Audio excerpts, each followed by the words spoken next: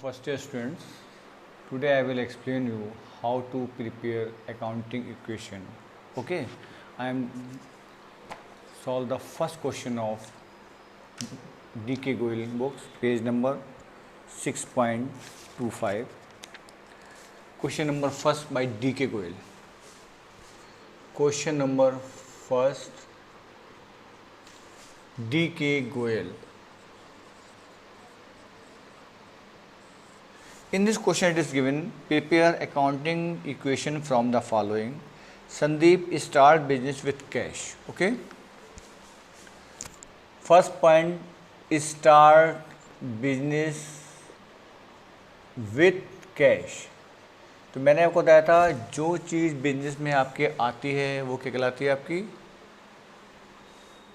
Debit, और जो चला जाता है वो आपका कहलाता है क्रेडिट. तो आपके बिजनेस में क्या चीज़ आ रही है?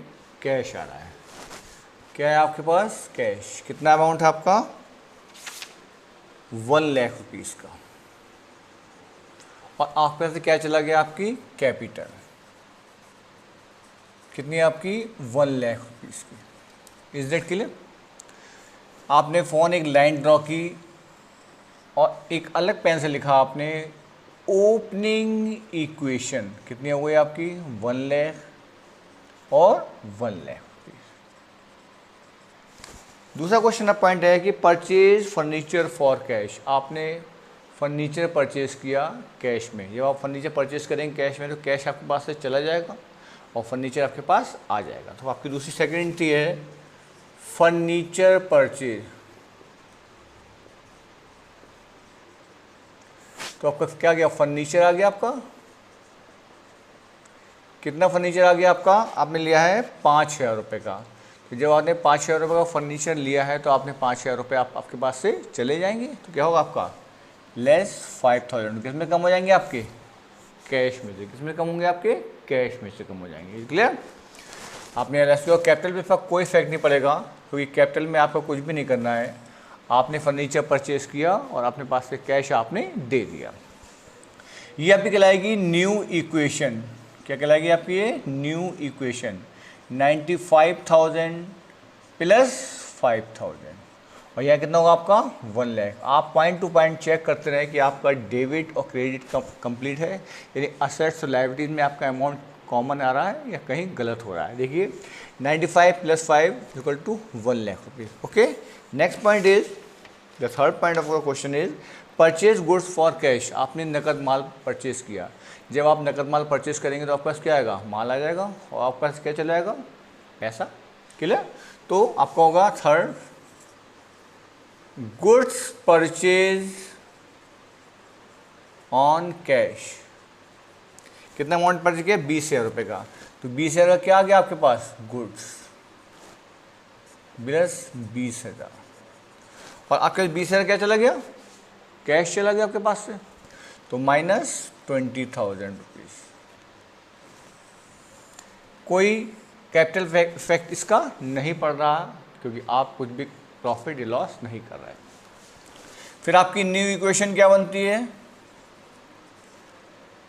75 क्योंकि 95 में से आपने 20 का माल परचेज कर लिया, 20 चलेगा आपके पास से, प्लस 5,000 रुपीज़ का फर्नीचर था और प्लस 20,000 रुपीज़ का क्या आ गया आपके पास?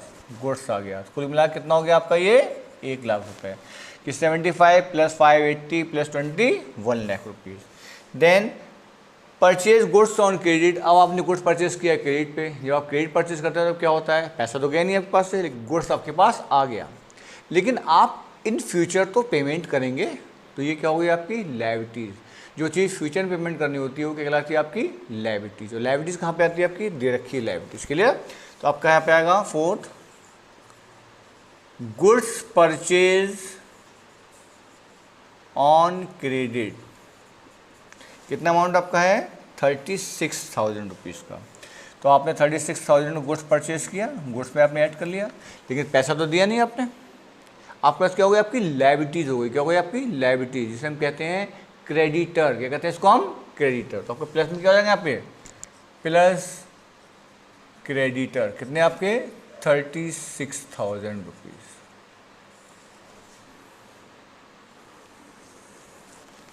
This is your new equation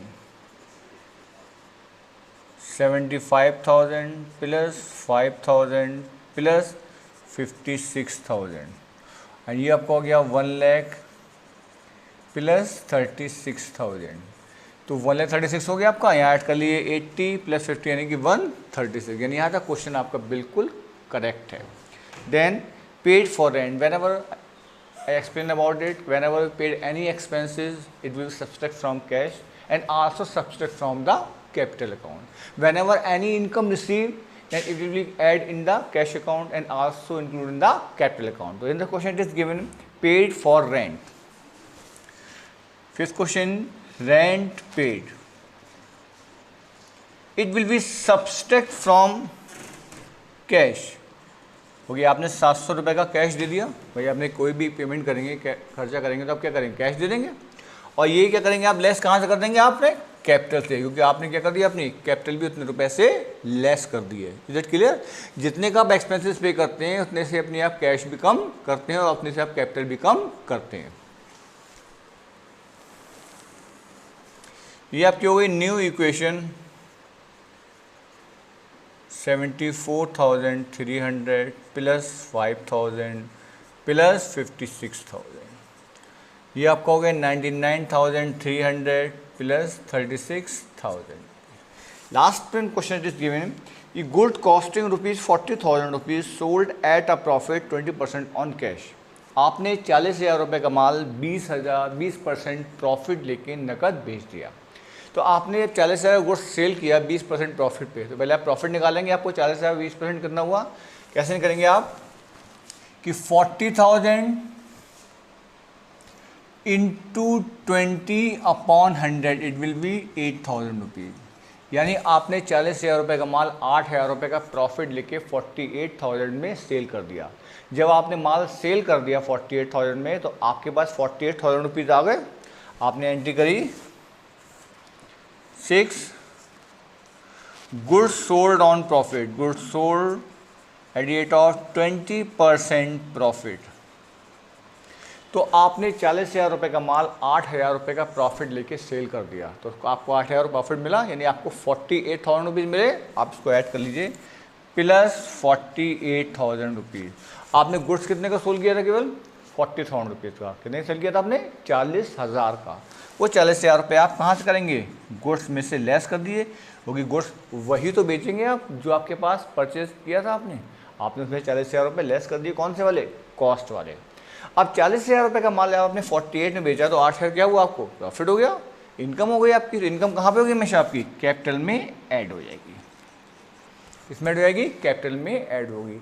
इसी कंडीशन में अगर ये लॉस हो जाता तो ये आपके कैपिटल में से लेस हो जाती है।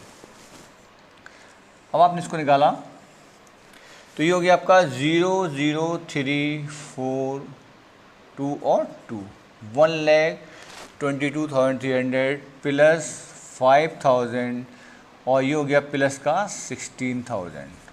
ये आपका हो गया 1,07,300 प्लस 36,000।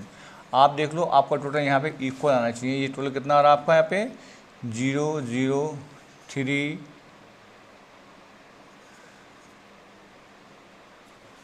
1,43,300 रुपीज़। ओके,